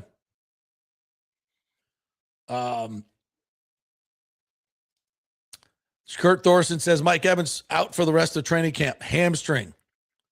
Availability for week 1 is uncertain. Are you joking? Are you joking? What in the name of an electrical substation are you talking about? I'll have to double check that, but I don't doubt your veracity, Mr. Thorson. All right, Rick is in this morning or this afternoon, says a little disturbing that Yaya and Bain were both covering wide receivers this past weekend. Todd will never learn. Yeah. I haven't seen a lot of that, though. I haven't seen a lot of guys dropping in coverage. I mean, I'm just, maybe it has. I wasn't there Sunday, so there you go. Chris Cole says that Walker and Bain Jr. were dominant today. They were making plays. They were making plays. Baker mastered the owners, and the Glazers still aren't going to pay him. Yeah. I got to believe they're going to come to their senses before training camp's over. I really do. Kurt Thorson says, I predicted on the show last week that Vita and Baker banners will be in the south end of the state. You did, and they are. They're going to get the deals done. They're going to get the deals done. Joe Dabrowski says, for most of the 2010s, the Glazers took their eyes off the ball. Around 2018 is when the Glazers began to redeem themselves. Yeah, it has to, that was buying Man U. And I'm trying to get some grasp on what's going on at Man United in terms of the Glazers' finances. And our good friend John Hill is helping me with that. And the bottom line is they got plenty of money. Like, this should not be a money thing here in Tampa Bay. They have plenty of cash. They have plenty of there should not be an issue with. So this is supposedly something organizational. I don't know. I think it's bad. What else we got here? A couple more. Bucs Basement said, right now I don't give a shit about the owners because they decided to keep Bowles. So since then, it's been a dumpster fire off season and dissolved the negative atmosphere. Yeah, again, that was another decision they made that was very unpopular among the fans and analysts. And I think they're paying for it, absolutely. And again, it's not when you say that, oh, that's the reason Mike walked. No, it's not. But that's not on Bowles. It's the people that kept Bowles, which would be your owners. Nathan Stout said, I would trade the farm for C.J. Abrams, put him at shortstop and move him to second. Muslim Adam Sandler says his real name is Eric Neanderthal asleep at the wheel. right now, I know he's busy. Goodman had been moved. We're still, I don't know. We'll see. All right, what else we got here? Ryan is new in here. Said Adele going to Cleveland, Stu 2.0 sitting on their thumbs. God, I hope you're wrong. I hope you're wrong. Bucs Basement says, JP, correct me if I'm wrong. You're wrong. But the Glazers have gone on record saying they're terrified of the dark days. So do they now realize they're orchestrating those exact dark days they're scared of? Yeah. I mean, when you have a franchise quarterback, you sign him.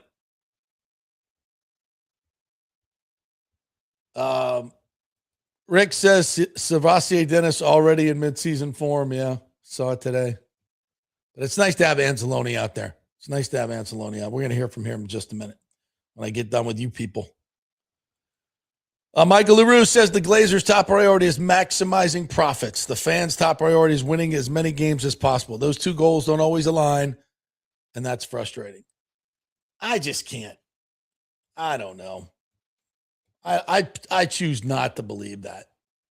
But their actions speak louder than words. So I always follow the money. So I should probably be doing that here. And I am. You know, I've come to the point that this is what it is. But it's not because they don't have the money. It's just because they want to. It's just the way they want to run it. And that's worse. Nathan Stout says rumored 2-year deal offered Baker was basically 2 back-to-back franchise tags, 27 tag and 28 tag. Average annual $52 million. You don't sign your most expensive position to a 2-year deal. Cap killer. Yeah, I don't get it. You can if you pay him, if you give him a 5-year deal like all these other quarterback deals, like 160 to 180 guaranteed, you get the deal done, I'm pretty certain. And you give yourself so much more flexibility than if you want to keep franchising. I mean, and nobody knows that more than Mike Greenberg. So it's just weird. And if there is some mysterious reason, leak it. Leak it, Glazers. And then we can make a better judgment. I'll try to find out as best I can, but I don't know what's there. All right, we'll take another break. We'll come back on the other side and get to all those interviews. We got some good ones for you today, so I want you to hang in there.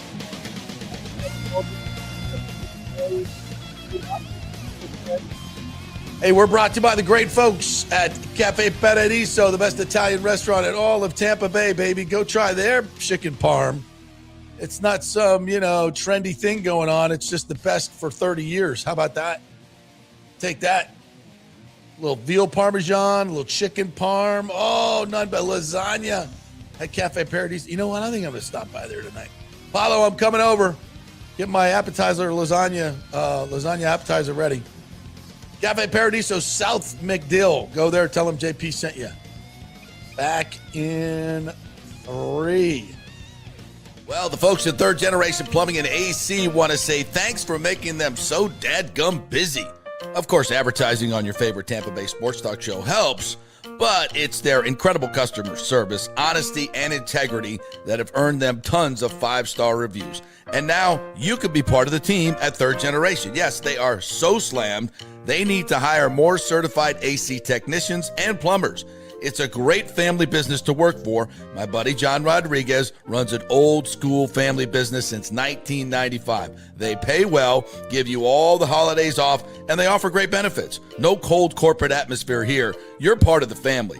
If this sounds cool to you, call them and apply at 813-961-8024, or you can email your resume in at thirdgenerationplumbing.com. Just go to the website, you'll see the button, email them, or call them at 813-961-8024. And don't forget about the $169 yearly maintenance special. It's a no-brainer, guys.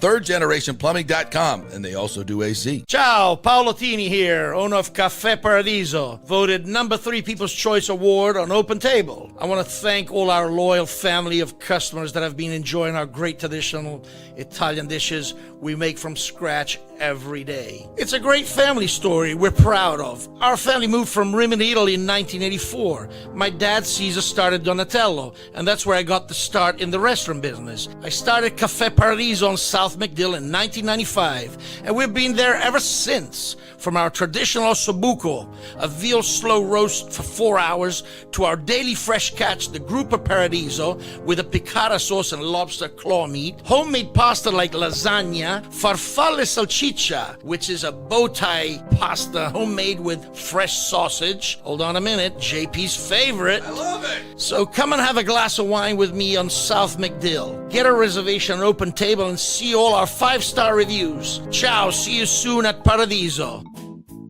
Sports fans, it's time to gear up. Head to fanstreamsports.com and check out our brand new merchandise store. We're talking bold t-shirts, 3/4 zips, hoodies, hats, mugs, and more. Everything you need to rep your favorite shows and your favorite crew. Whether you're rolling with the JP Peterson Show in Tampa Bay, From the Rough in Dallas, the Tim May Show featuring Clay Hall, or the Jeff Thidoff Show in Ohio, or any of our FanStream Sports original programming, we've got the perfect look for game day and every day. So don't wait. fanstreamsports.com. Click merch and grab your gear now. Wear the stream, live the stream, fanstreamsports.com. Welcome to Kingmakers, home of the JP Peterson Show studio and Tampa's premier business networking and social club for members only. By day, it's an exclusive, vibrant co-working space with a stylish conference room, focus rooms, a full production studio, and an in-house marketing team. And by night, Kingmakers transforms into a sports-centric social hub with a full sports bar, golf simulator,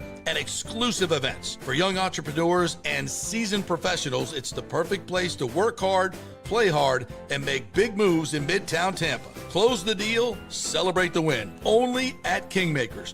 Become a member today at kingmakerstampa.com. Your business, your club. Hey, JP here for my concierge medical professional, Chris Lugo, PA. You've heard him on the show for a couple of years where he shares invaluable medical, nutritional, and supplement advice. With Chris, it's like having a medical provider as your best friend. What I love about this concierge service is the convenience and support he offers. I can text or call him 24/7 with any questions or concerns, and he'll promptly call in a prescription if needed. No office visits or copays required. It gives me peace of mind knowing I have someone genuinely invested in my health, not just focused on insurance profits. And the best part, the Bay Area Modern Medical Center's personal concierge service is more affordable than you might think. Don't let insurance companies dictate your health care. Take control of your health and wellness today. Visit BAMMC.com for more information and to schedule your initial free consultation. Empower yourself and take charge of your personal health with BAMMC.com. Let's go. Right now. Back to the show on FanStream Sports. All right, welcome back to the JP Peterson Show. Here's we roll on, brought to you by the great folks at Riveters. It's always the place to go watch the Rays play baseball. You know why? Because if you are watching baseball at Riveters and it's the Rays, it's happy hour. That's right. $6 Tito, $6 Margs, $6 Jack, plus all food specials as well. 3 to 7 is their real happy hour, and that features some great food specials. And if you haven't been to Riveters for the food, you're just missing out. You're missing out big time. The Reuben sandwich went viral because it's so awesome. And they smoked that corned beef for 8 hours. And then they slather on the Thousand Island and the cheese and the marble rye. So good. The wings are fantastic. The prime rib tacos, you got to try those. They take great care over there. It's not just sports bar food, folks. It's really, really crafted gourmet food. It's awesome. It's Riveters right there on Dale Mabry, right next to the spaceship. You know where to find it. All right, let's get to some of the interviews I've been promising all day long. So here we go. Without further delay, let's start with Alex Anzalone. Haven't really had a chance to speak with him much. New guy coming in from Detroit, has lived in Clearwater for a long, long time. In fact, he was there with his lovely wife and kids today. And let's listen into I believe there we go. Alex, first day in pads. Yep. Something you like? Yeah, I mean, he definitely sets the tone. Linebackers love it takes some, kind of get the juices flowing a little bit, take some time, and we'll get better as we get going. But as we get going, and it's we'll continue to grow and continue to get more physical as the training camp goes along. And it's not necessarily how you play on the first day of pads; it's on day 12. So that's kind of the thought process. Is this a day the defense waits, the offense fears? I mean, yeah. I wouldn't say necessarily the O-line and some of the guys, blocking tight ends, but it definitely gets a little bit different for, the crossing routes and some of the runs that look like they're free, but now when pads come on, they're not. So it changes up things a little bit. Looks like you guys did a pretty good job against the run. Did you see Trotter make some plays in there? Yeah. Some good plays too, not just some typical zone plays. He got some gap scheme plays where he had to read the pulling guard, and he's a good heady player, so it's not super shocking to me. Does he have that speed where he sees a little seam he can get where he's For sure. He has from what I can tell, he has a really good trigger, and as an inside linebacker, that's what you want. Alex, how quickly have you been able to pick up the playbook on the Todd so far? I guess, I don't know. It's all relative, right? So, I just picked it up at my own pace and learning multiple spots and different coverages and different blitzes and things of that nature. And once you understand, the whole picture, it's easy to move around in the defense and play different spots. So that's really how I learned it from a conceptual standpoint. That was the first day of pads, but you guys feel like you're in a good spot right now as we get closer to preseason game? Yeah, I mean, it's a marathon, so we have a long way to go. So in my mind, there's really no light at the end of the tunnel yet. So, we're just taking it one day at a time, and you don't really look at the big picture when you go through training camp. You just take it a day at a time and focus on fixing the mistakes from the day before. Alex, you played against this offensive line when they're all together. Yeah. And they're back together. And you see this. How good are they? They're good. One, I'd say they're big, so they're no undersized guys. They're athletic. They got, obviously Tristan hasn't been practicing yet, but guys that can move and they're athletic, and guards that can climb to the second level. Graham's a really good center in the league, so I think that they have a lot of potential, and they just have to continue growing together. Be the best they can be. Alex, I know you're taking in a new defense. All right, that's Alex Anzalone, our first interview today. Wait, sorry guys, I'm trying to find the right button there. There we go. So some interesting things there. I think I asked him about the offensive line, and you really see this group coming back together. We haven't seen Tristan Wirfs out there yet, but Chukwuma's working, and I think he's playing really well. That was a great find to find a undrafted free agent out of Georgia State, I believe it was the same place we got Ted Hurst.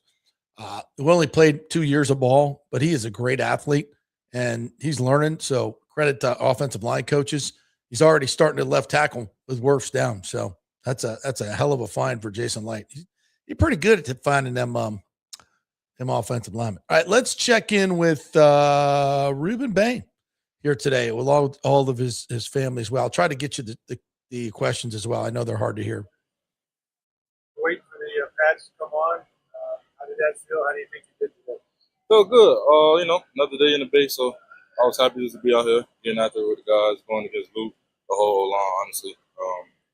Now I just feel like it's real football because Denny Smith always say everything we do is football-like. Now we playing real football.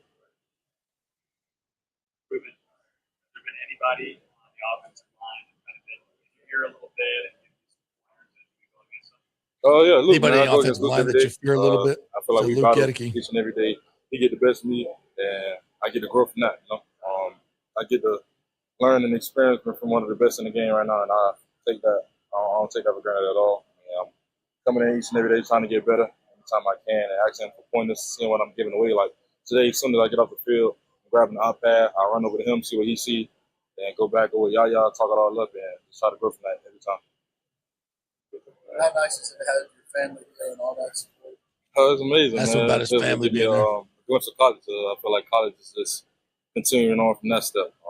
I know that would be something that's happening as often as it can. I know they can't come to practice throughout the season like I could in college, but they support me as much as they can, as much as I possibly want them to. How many families and friends did you have this year? About 35 of them. They just came up and drove. I got some family that stay in Tampa, like I said before, that everybody else from Miami, so only about a 3-hour, 4-hour drive, and they make it work. Has Tampa Bay, have you trademarked that one yet? Because I think it's going to take off here. Not just Yeah, we in the works of that, trying to get that situated. But, all it's about football right now, all that off the field stuff. Tampa Bay. You probably played a lot of football in the rain. That first half hour, first time at bat as a pro against these other guys, bring back memories, or what was that like? Oh, yeah. I feel like I'm on Little League Park again, just getting soaked out. My cleats still splishing out water right now, so it was a good glimpse. I feel like football the best when you play in the rain. You get to slip and slide a little bit. I like to have fun, so I feel like that gives you a real glimpse of what football can be. Plus, it's a little more nitty-gritty. You got to run the ball a little bit more and get real physical. Now that you guys have pads on, you feel like you guys are in a pretty good spot with preseason games coming up for you. So. Yeah, man, I feel like each and every day we're getting better. No matter what's going to be the next obstacle, whether that's a game, that's a bye week, no matter what's going on, we always getting better. It's because it's practice. We always going to come in each and every day and try to perfect our craft. You're going for your first training camp. All right, that's Ruben Bain right there. He's kind of a soft-spoken guy, but you just feel his presence. You just, it's one of those guys you feel his presence. Really, I asked him, a question: how much the speed and the thump is it different than the NFL? And he was like, "Nah, not really. I think we have that here. Let me see if I can find one more." All right, here's Bain. Earning the trust of my teammates, my coaches, knowing that even though I'm a young guy, they can still put me out there and expect me to play like my peers, if not better, because I'm coming with that mindset to either elevate the defense or play it to the standard that's on the defense. When they say the speed in the NFL is a little bit quicker than college, what about the thump? How do you got that?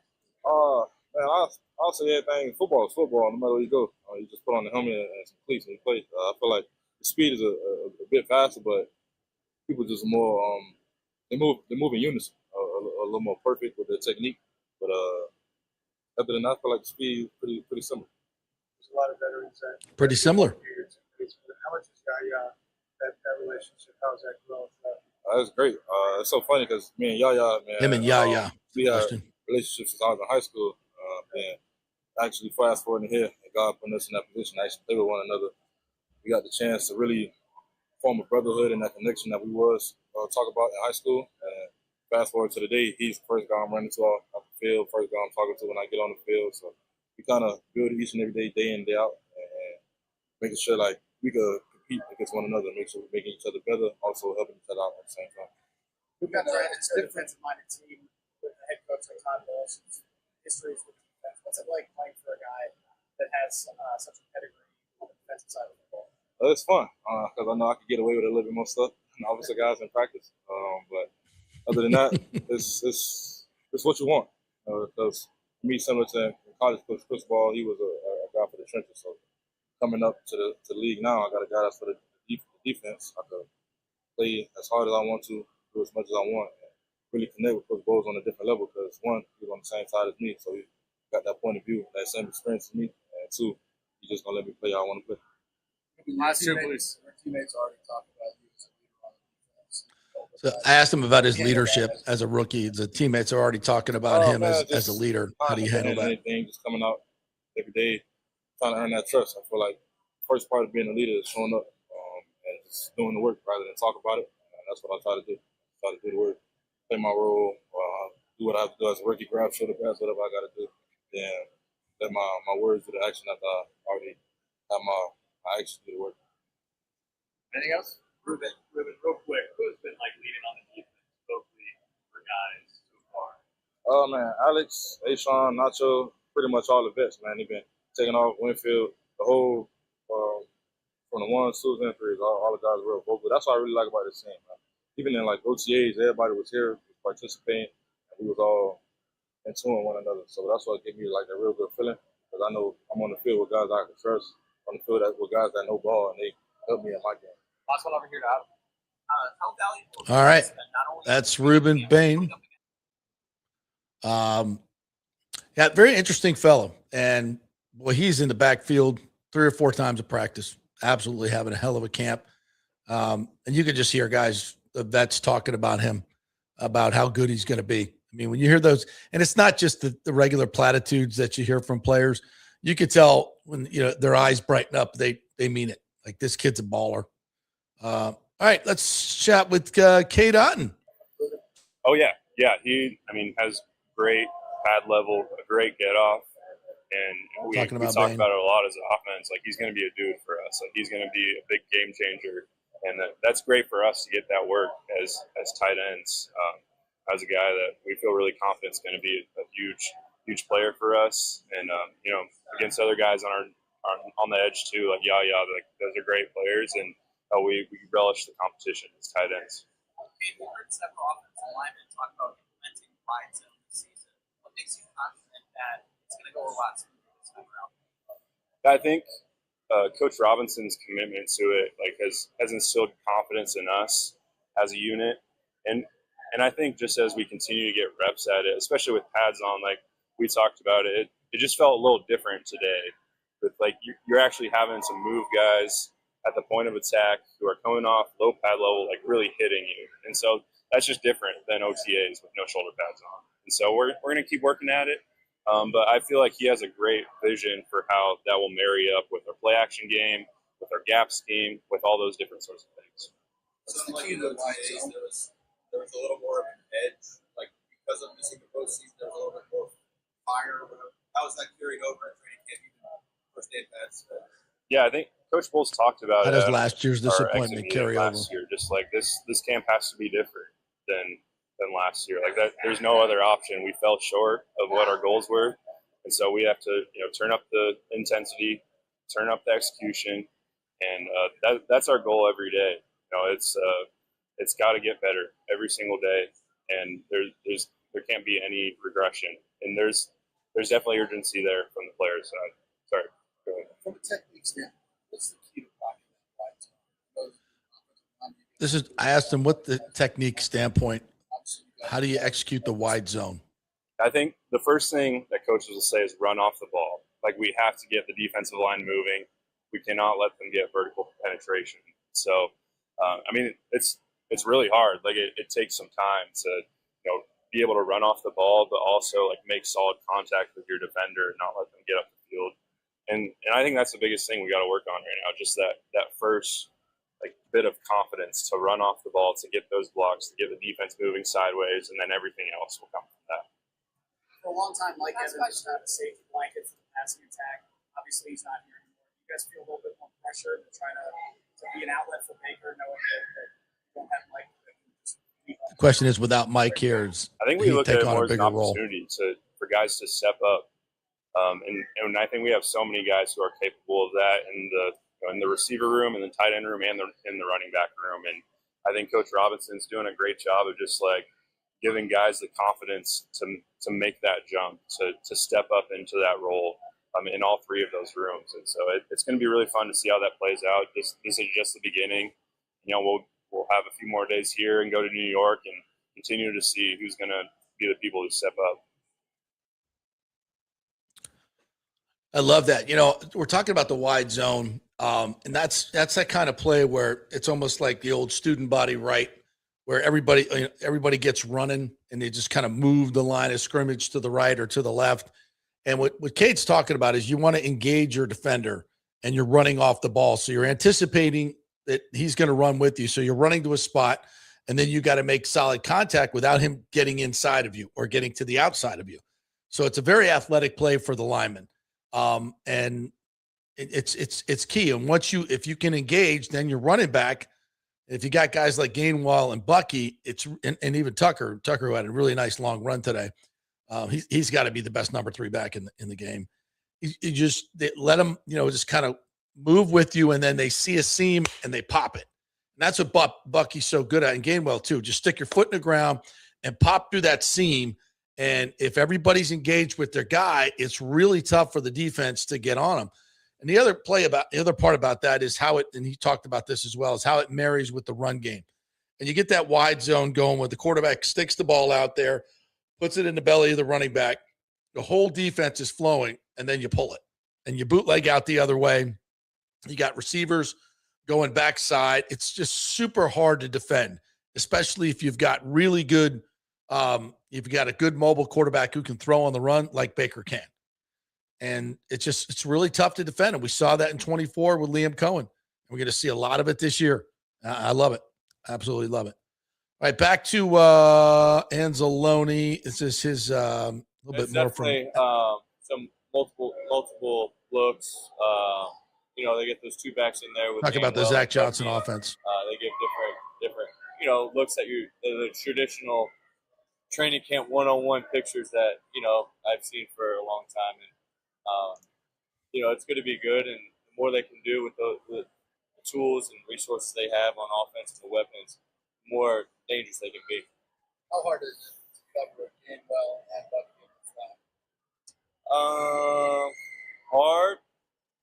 I don't know. I mean, it just depends. I think that Gainwell has a really good feel on his option routes. Just being a former receiver, I think that playing against him in a game, he's one of the matchups that typically I would cover the tight end. They put me on Gainwell just because of that matchup. And playing against Bucky, I think that he's growing a lot in his route running, and they're asking him to do a little bit more, so which is good. Military day as well. I'm just talking about the opportunity to have all these extra. Yeah, that's cool. I mean, that was the first for me doing the national anthem before practice, and it's anytime you have a day of appreciation like this, it's a good reminder of the freedoms that we have here at home that we don't necessarily think stuff's going on abroad, and it could you never know now. But yeah, you never know. It's just a good reminder, really. That's all it is, and you just go up to someone that's been in the military and just say thank you. Anything else? Alex Anzalone right there. So I hope you guys like that interviews. Let me know if you want me to play more interviews, less interviews. I'm sure you just want me to read all your comments. But I do want your feedback on that if you like these interviews, because we go out there and put a lot of effort into getting them. So I think they're interesting. I think you guys want to know who these guys are, how they talk in front of a microphone, how they interact with the media. I think there's some good nuggets. I think we try to get some good stuff for you. A lot of it, some of it's cliche, but and when it is, I try not to play that stuff. But I think we had some good ones today. So let me know what you think. Douglas Batista says, I was at the Trop yesterday. Shit show from the first. Jax was good. Made one mistake on the home run, and they trot out Kimbrel. His fastball was 91 to 92. Then they DFA him. 3 runs in 3 games. Awful. Yeah, that's the bad news. We had a great crowd this weekend. Really alive. I'm watching the games on TV. I was not there. But it felt like a good atmosphere. And then you just, you don't score runs. It's boring. And when you drop some cash, you go out there. I think the fact that the Trop is alive and it's got some life to it, at least it's not the old mausoleum field, then you're like, why? I'm not coming back to this place. So, for the fans' sake, it is entertainment. Yeah, sure. I mean, I like winning games 1-0, but I don't really like winning games 1-0. Here we go. According to Animal 0631, of course, this means my dream of Hunter Goodman is no more. I want to know what they wanted. The Tampa Bay Rays are acquiring catcher Liam Hicks in a trade with the Miami Marlins. Sources tell ESPN. Hicks. Okay, this is breaking news. By the way, Alex Nunster, Mike Evans injured. That is from a fake account. Wait, this is Adam Schefter. Oh, the hamstring one was from a fake account. This one, though, may be real. But since then, Adam Schefter tweeted that Evans is out of practice with a quad strain. Oh, okay. Interesting. Yeah. Chris Cole says Peter Report has tweeted that the news about Evans came from a fake account and said that Evans is healthy, but now this may be changing. So it's just different. It's a different injury report. Bain acts like he doesn't want to do interviews. He's all about business. Yeah. He's not a spotlight guy. Love that. Ever since he walked, grabbed the hat at the draft and just kept on walking.